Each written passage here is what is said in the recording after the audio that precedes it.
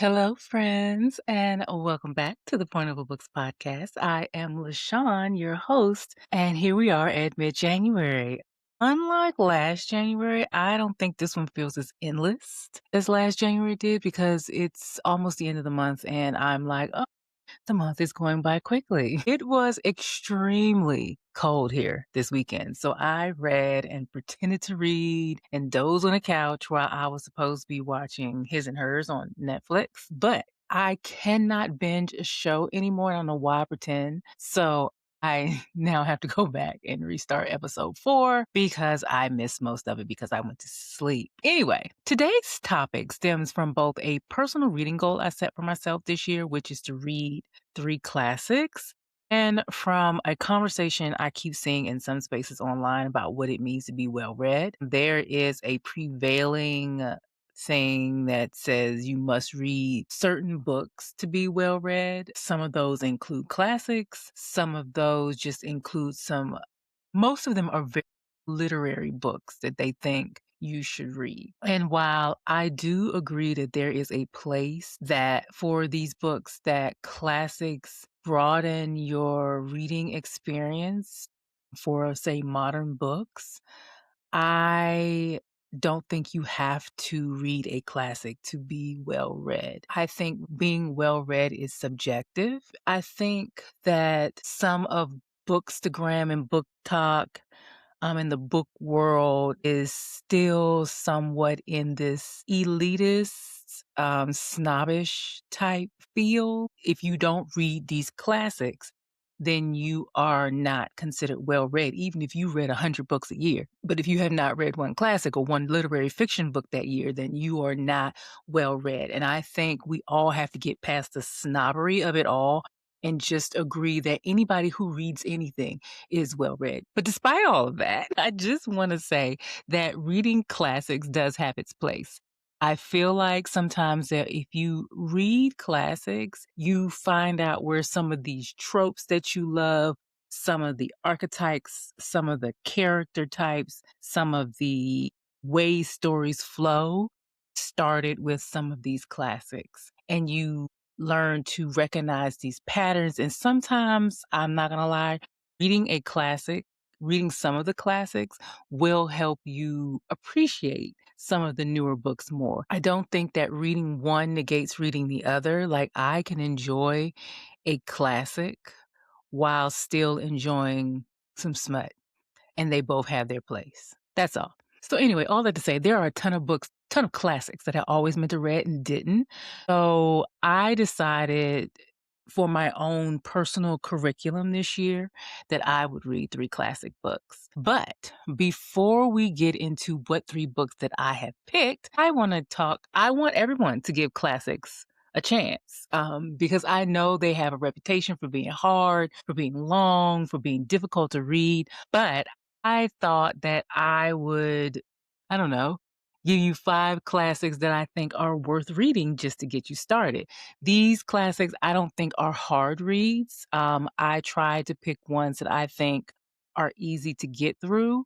Um, and yes, I have read all of these on the list. And so I made sure of that so that I felt qualified to recommend them. All right. Number 1 is Pride and Prejudice by Jane Austen, which was written in 1813. I don't know why you're surprised. If you have listened to this podcast, you know that I love Jane Austen and that Pride and Prejudice is my absolute favorite book of hers.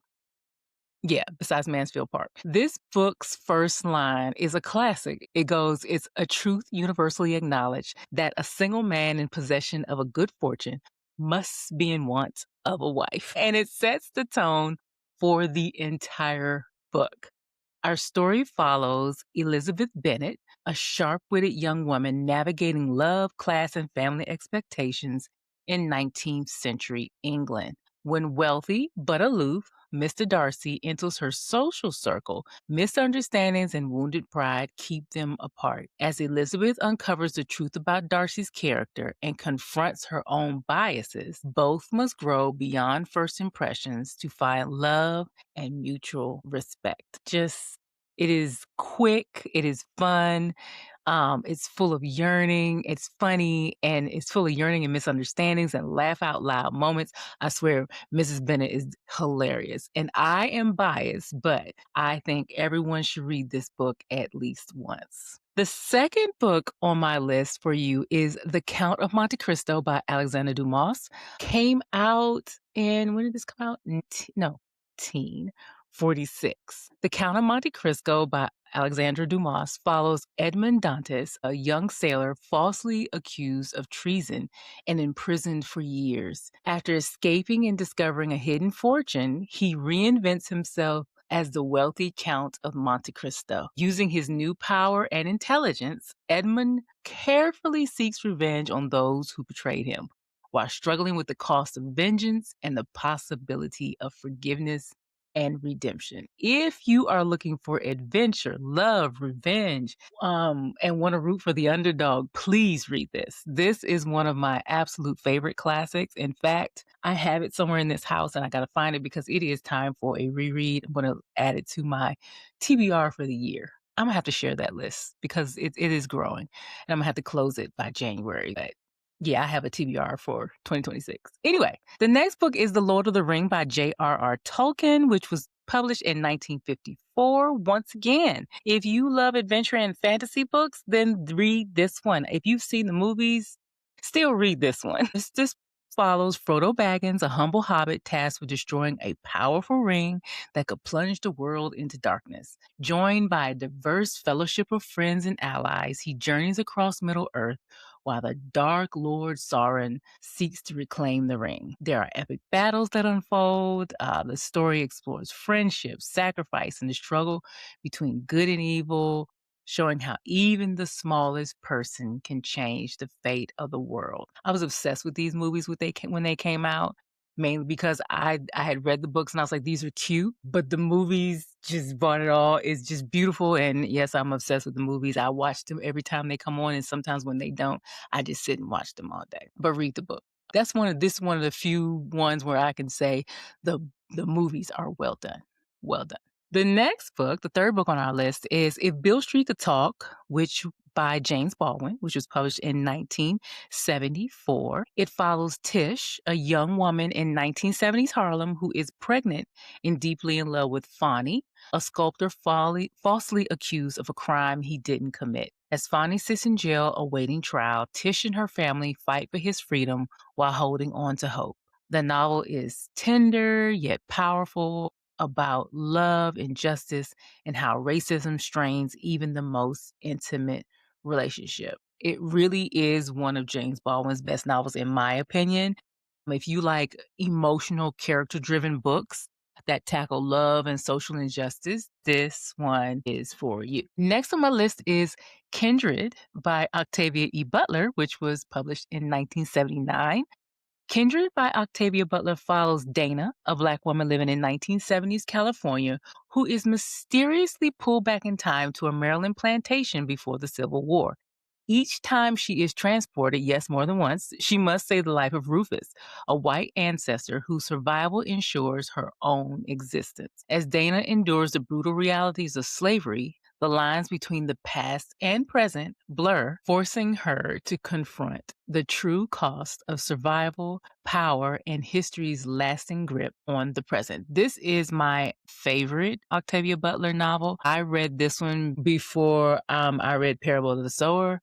I have not watched the series on Hulu, so I have no opinion on that. So those are the 5 books that I'm going to recommend that anyone can start with and get started with, and then say you read a classic if that's what you want to do. I included 2 books by African American authors simply because even though our classics don't go back, to the 1800s or whatever, we still have classic literature, even if it starts in the 21st century, in the 20th century, sorry. Now let's talk about those 3 classic books that I am picking to read for this year. Let's have a drum roll and talk about them. They are number 1, Anna Karenina by Leo Tolstoy, published in 1878. Anna Karenina follows Anna, a married aristocrat woman who, in 19th century Russia, her passionate affair with the dashing author Count Volsky defies social rules and slowly unravels her life. As Anna struggles with love, jealousy, and isolation, the novel also contrasts her story with that of Levin, a landowner searching for meaning, family, and moral purpose. I had no intention of ever reading this book. I'm just going to put that out there. It was not on my radar at all. But I was at the library last week.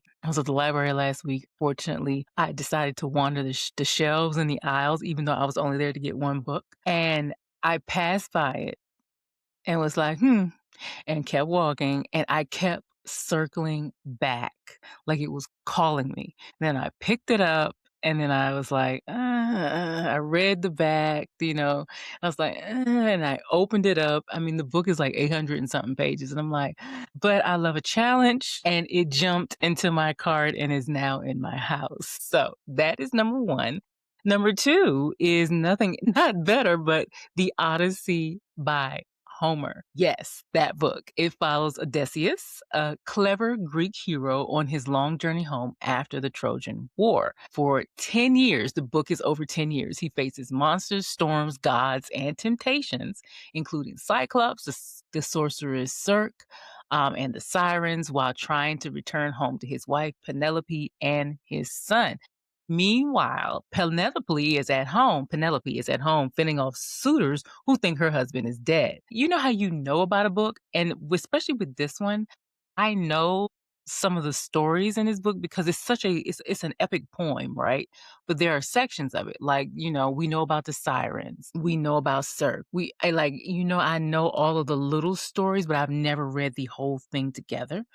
And there is a movie coming out in this summer, I think. And it from the cast alone, I have to go see it because either it's going to be really, really bad or it's going to be really, really good. I love an epic movie based on Roman mythology and stories like this one. So I will go see it, but it's one of the things where I want to read the book first. So I've got to read this one by summer. So I got my copy. I got a used copy off of thriftbooks.com. And I think I'm going to start this one. I might start this one first, or I might start Anna Karenina first. I'm not sure, but we'll see. This book was composed, also, this is just a little side note. This book was actually composed in ancient Greece around the 8th or 7th century. So yeah, that's a classic, you might want to say. For my third, I wanted to pick a book by a Black author, and that book is Their Eyes Were Watching God by Zora Neale Hurston. It is the story of Janie Crawford, who sets out to be her own person, no mean feat for a Black woman in the 1930s.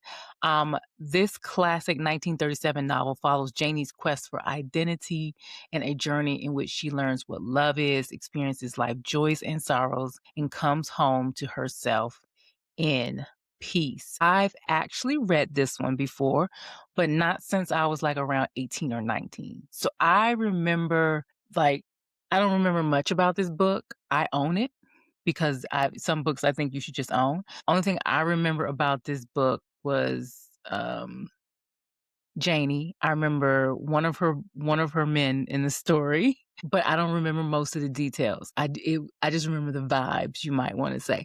I think this one was a movie too. I think this is one of the ones Halle Berry was too busy trying to make in the 90s, and I did not watch it and have no plans on watching it. Even though after I read the book, I might see how bad it is. I might. So, wish me luck. And we will circle back next year this time to see how I did. All right. Now let's move on to the currently section of this podcast. I wanted to add something new to the currently section, just something that I'm currently loving. So it could be anything. It might be book related. It might not be, or it might not be. But this week I wanted to talk about Hoopla.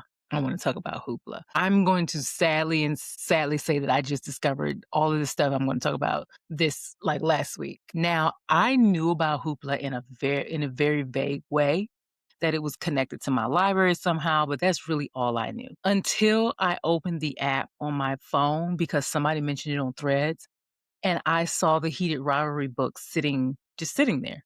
And I was like, So is it like, regular apps? And I was like, oh, so is it like Libby? You just go in there and you request a book and then you wait and it shows up. I'm like, why do I need both of these apps? Let me tell you. Hoopla is a digital service that many libraries offer that lets you stream or download movies, TV shows, music, audiobooks, ebooks, and comics for free use with your library card. You can access it through the Hoopla app or the website and borrow instantly, like no waiting lists, like with some other library apps. Let me tell you something. So, the Heated Rivalry books. I read all of the books last summer except for two. I wasn't interested in the first one, and then the other one, I don't like I didn't want to read the trope. Like, I don't, age gap is not my thing. So, I hadn't read that one, and I hadn't read the first one. The first one that's, in the movies, Kip and Scott. I hadn't read that one. I saw it, on the show, but I hadn't read their book. So I was curious, but I had them both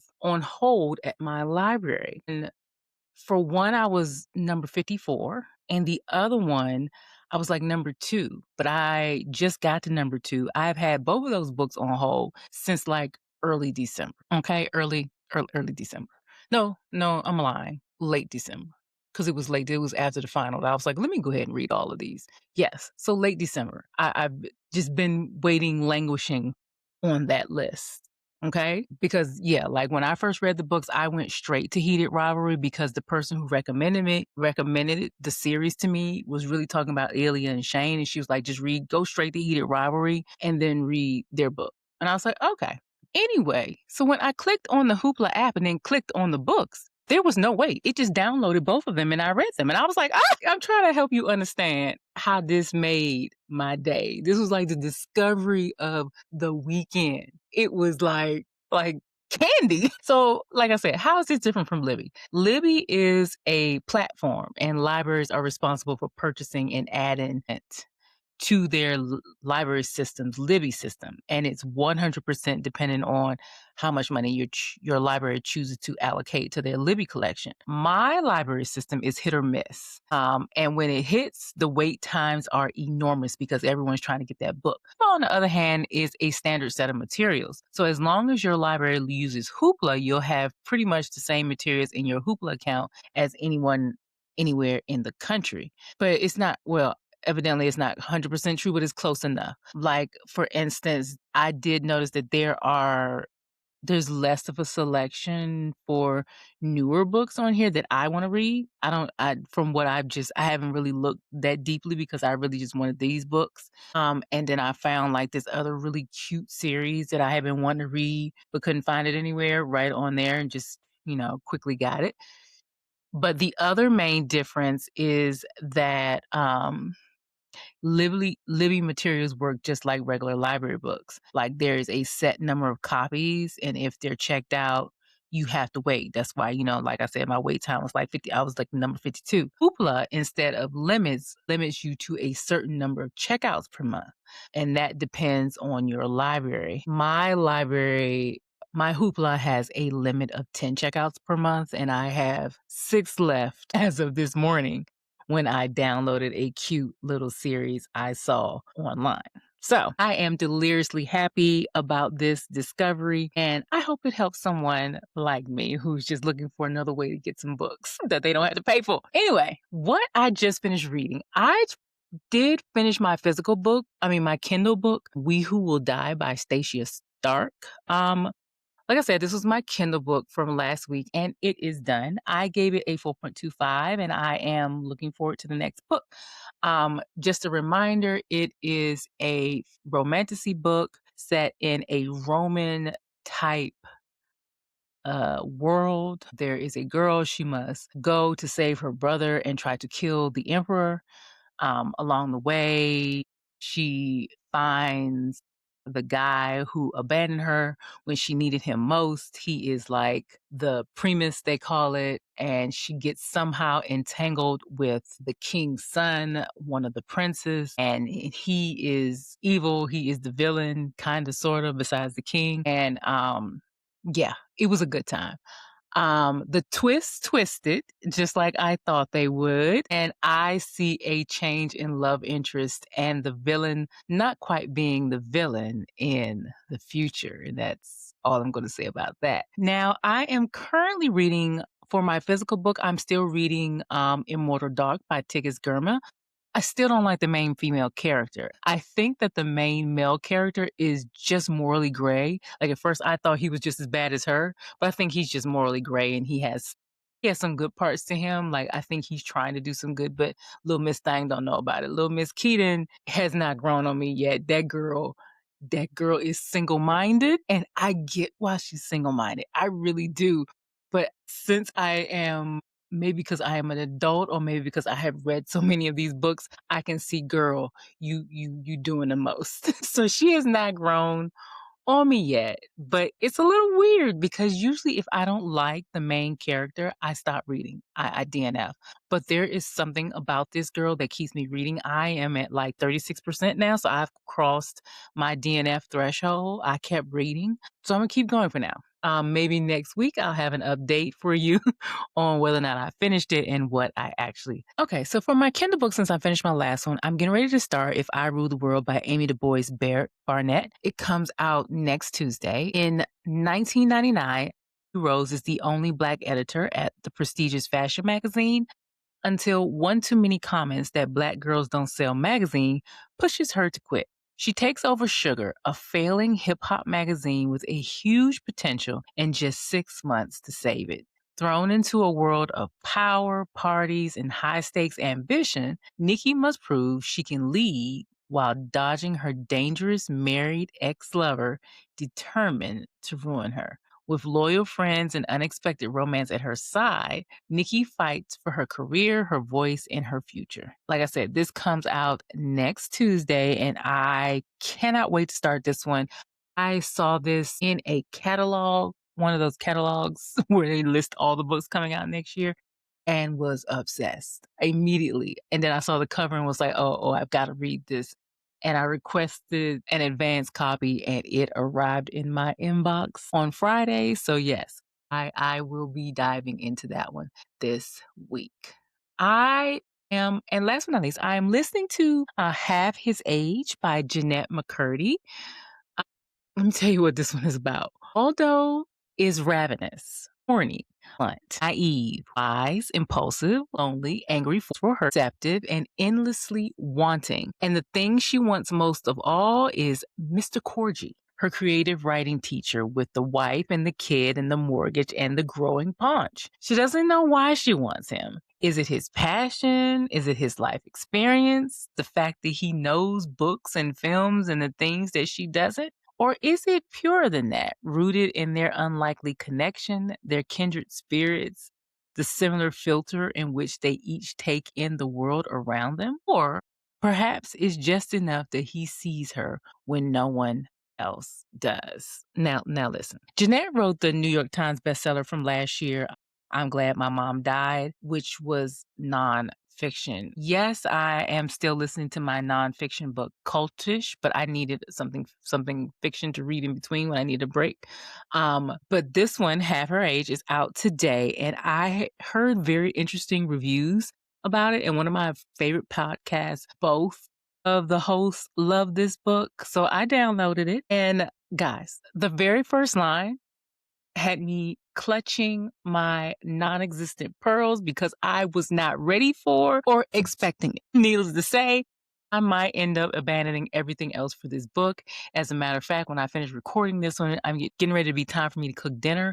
And I will be listening to it. Well, friends, that is all I have for you today. As always, if you enjoyed listening, I'd love it if you would follow me on Apple Podcasts or your favorite podcast platform. And if you have a minute, please think about leaving a review on Apple Podcasts or sharing the podcast on social media.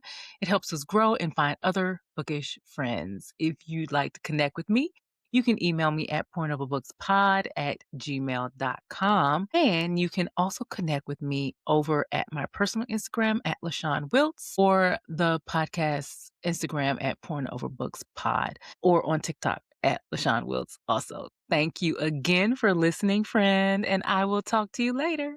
Bye-bye.